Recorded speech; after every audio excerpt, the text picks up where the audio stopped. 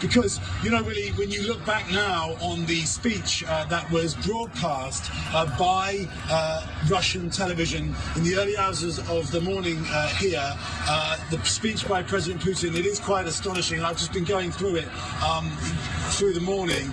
It is so long and rambling, and you look at it and you just realize that this isn't written by a speechwriter. This isn't a team, a Kremlin team, carefully crafting the arguments that President Putin will make for such a historically momentous decision. In fact, it is just President Putin speaking, talking, the thoughts that come into his head.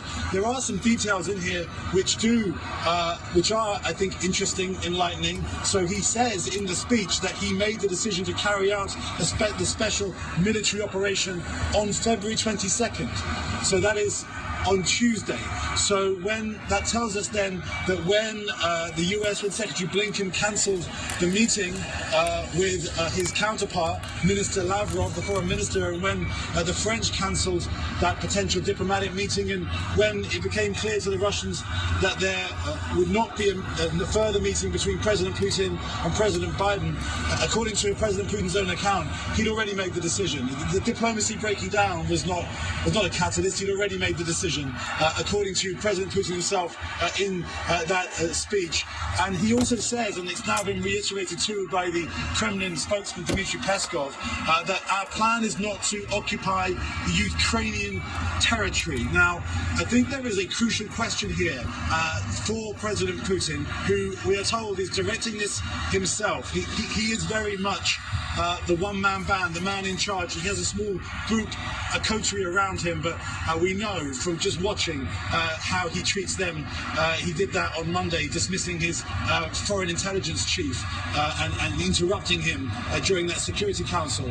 So I think a big question for President Putin at this stage is, while he says his plan is not to occupy Ukraine, it's clear that his plan is to try to bring down the government in Kyiv. If he is not able to do that, if as he may think or may have thought, if the Ukrainian people do not rally to Russia, which clearly they will not, or large numbers of them will not, then what does he do?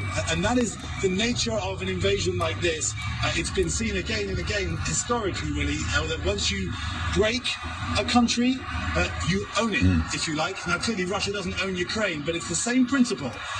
I think from officials that I've been talking to with close contacts to the Kremlin, some of this is being decided by Putin as the days go by, and I think that Putin himself, as strategic.